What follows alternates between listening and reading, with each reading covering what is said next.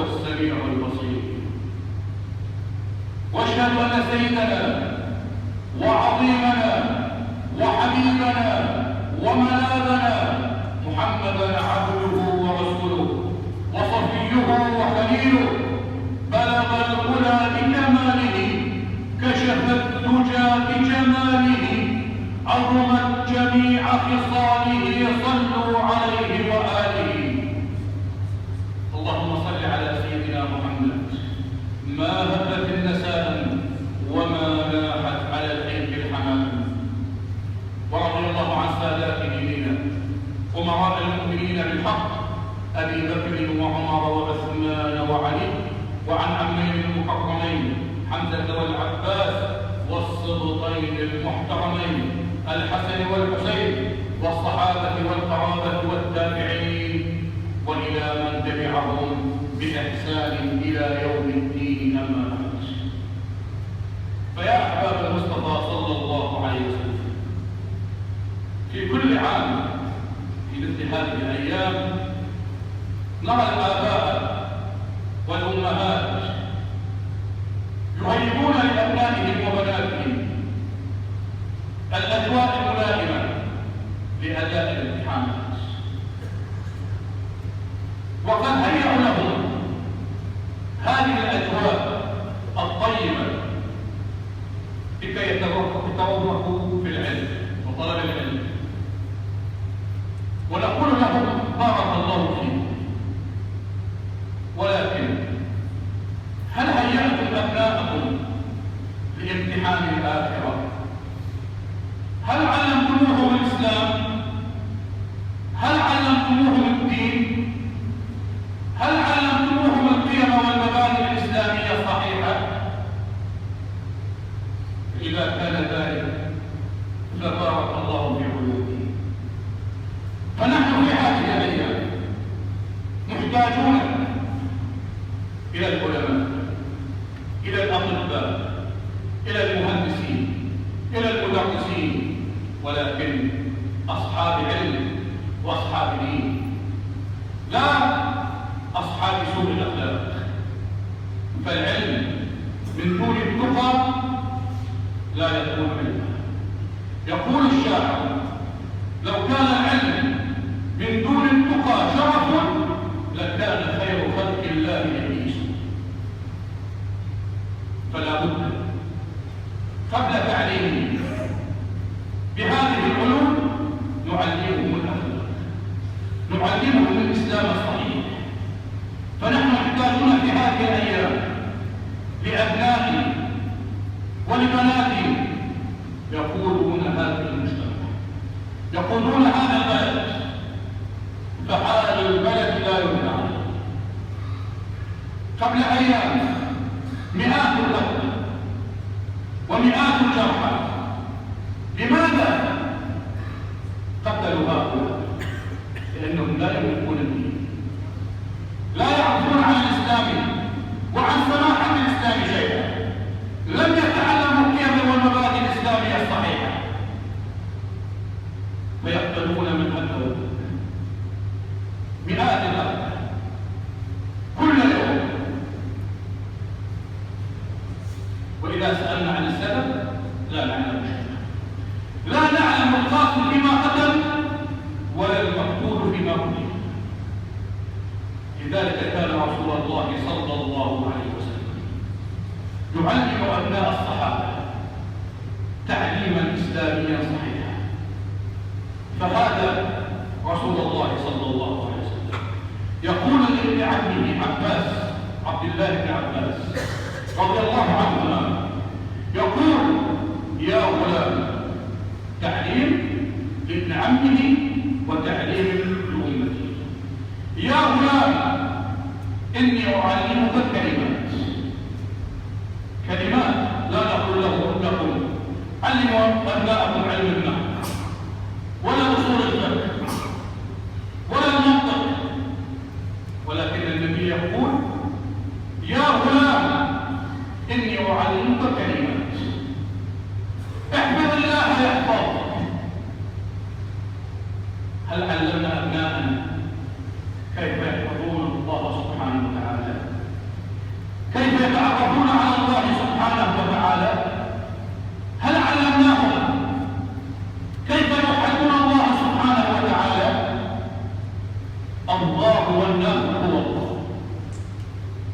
احفظ الله يحفظك.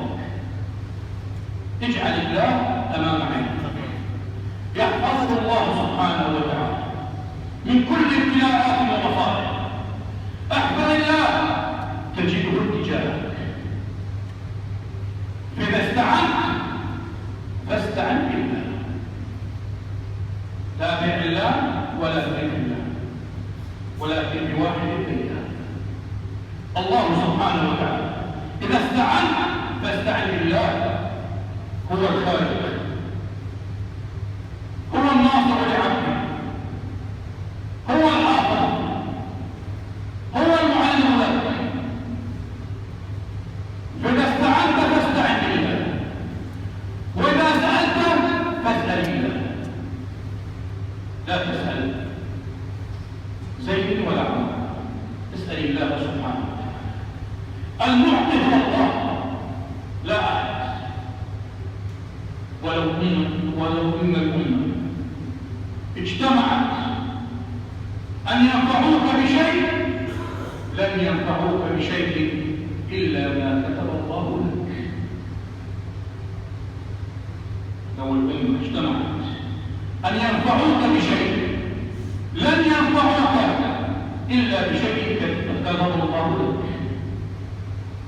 ولو أن الأمة اجتمعت أن يضروك بشيء لن يضروك بشيء إلا ما كتب الله عنك. رفعت الأقلام وجفت الصحف.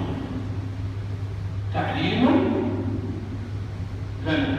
النبي صلى الله عليه وسلم يعلم أبناء المسلمين وأبناء الصحابة بتعليم الإسلامي الصحيح كلمات يعلمه لابن عبده ولهذه الأمة حتى يقول المجتمع. فماذا كان النتيجة؟ فتحت الأمة على يد من؟ على يد هؤلاء الصحابة وأبنائنا وأبناء أبنائنا. فالأب مسؤول عن تعليم الدين، عن ماذا سيسأل، عن امتحان الآخرة، عن الأخلاق والمبادئ الإسلامية الصحيحة التي جاء بها النبي صلى الله عليه وسلم. يقول صلى الله عليه وسلم: كلكم راع وكلكم مسؤول عن رعيته. لابد للأب أو الأم يعلم أبنائه، يحضرهم إلى المسجد،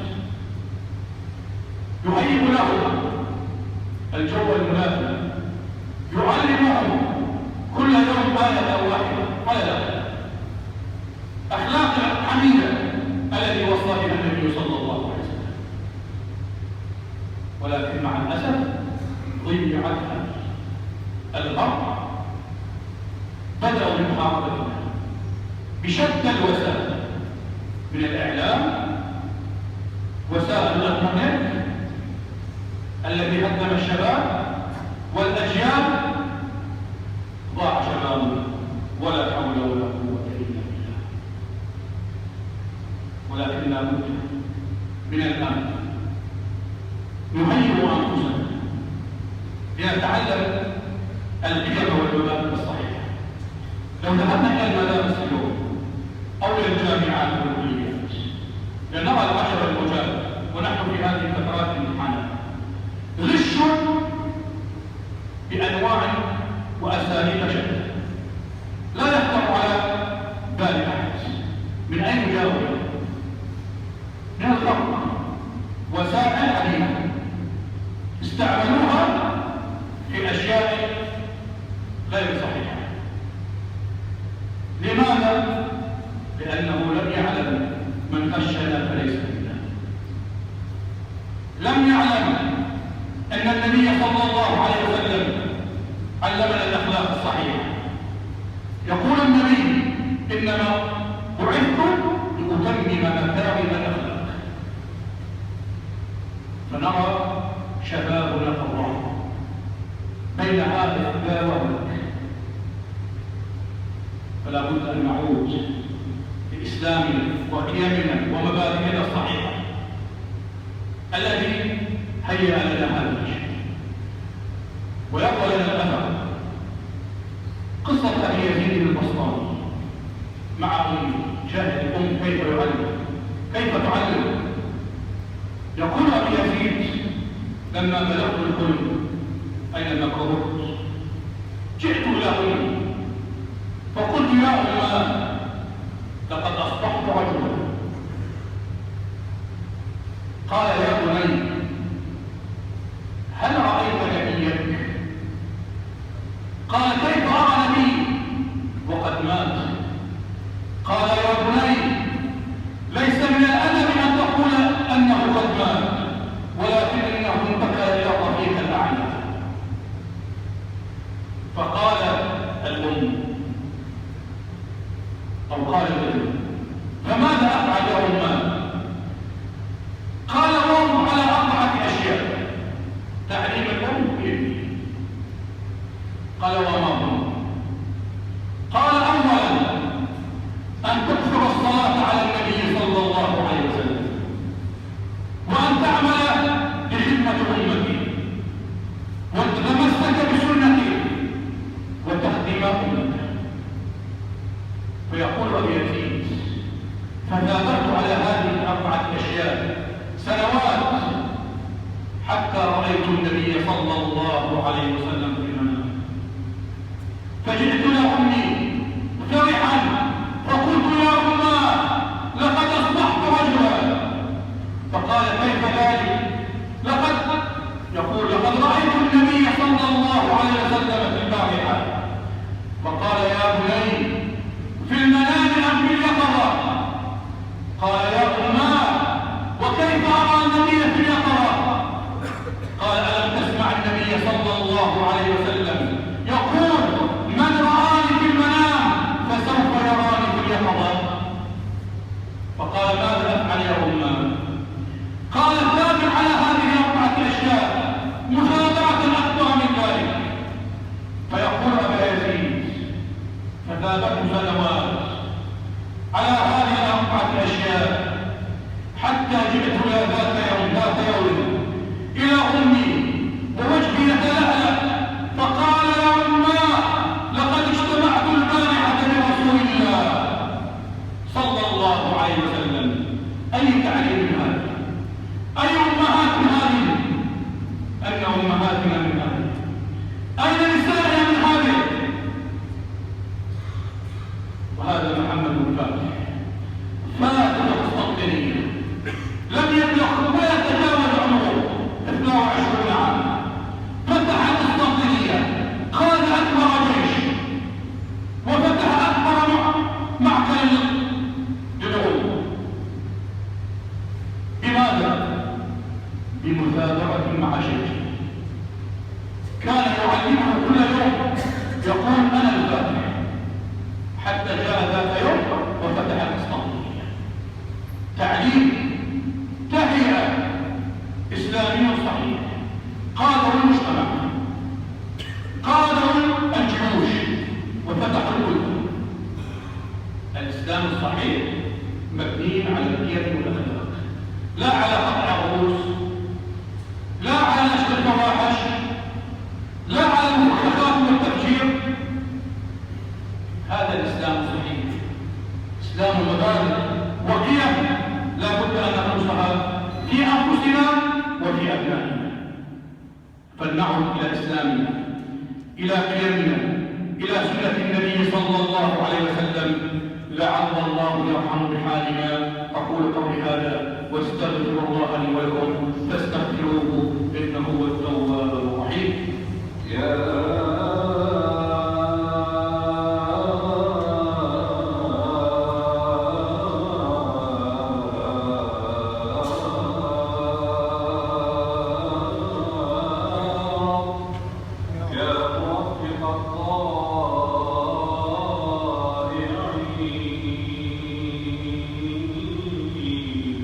وفق المسلمين لما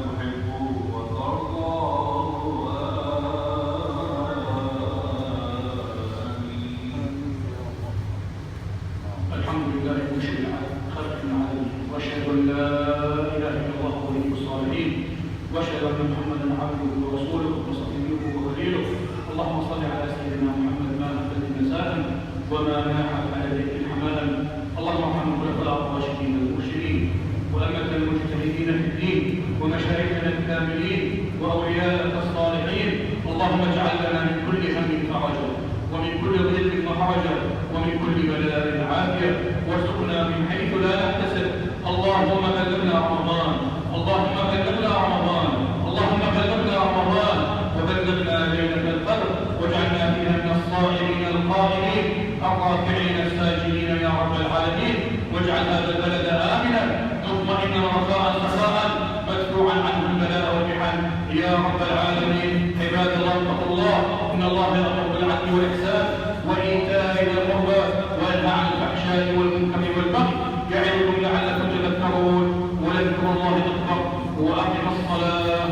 اللهم صل على سيدنا ونبينا محمد وعلى آله وصحبه وسلم وزد وبارك. الله أكبر الله أكبر الله أكبر الله أكبر. أشهد أن لا إله إلا الله أشهد أن لا إله إلا الله أشهد أن محمدا رسول الله أشهد أن محمدا رسول الله. حي على الصلاة حي على الصلاة حي على الفلاح حي على الفلاح. قد قامت الصلاة قد قامت الصلاة. الله أكبر الله أكبر لا إله إلا الله. لا إله إلا الله محمد رسول الله. استووا واعتدلوا. الله أكبر الله أكبر.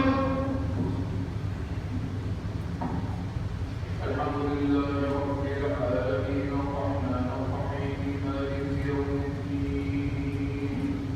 إياك نعبد وإياك نستعين.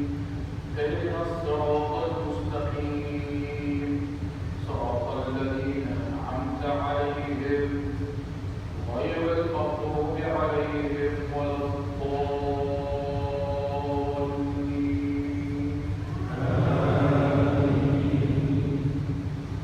قد أفلح من تزكى وذكر اسم ربه فصلى. بل تؤثرون الحياة الدنيا والآخرة خير وأبقى. إن هذا لفي الصحف الأولى صحف إبراهيم وموسى. الله أكبر الله أكبر.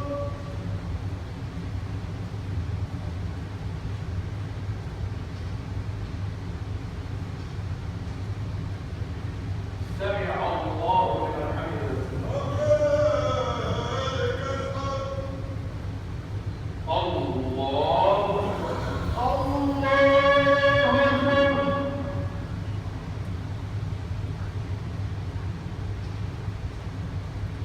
الله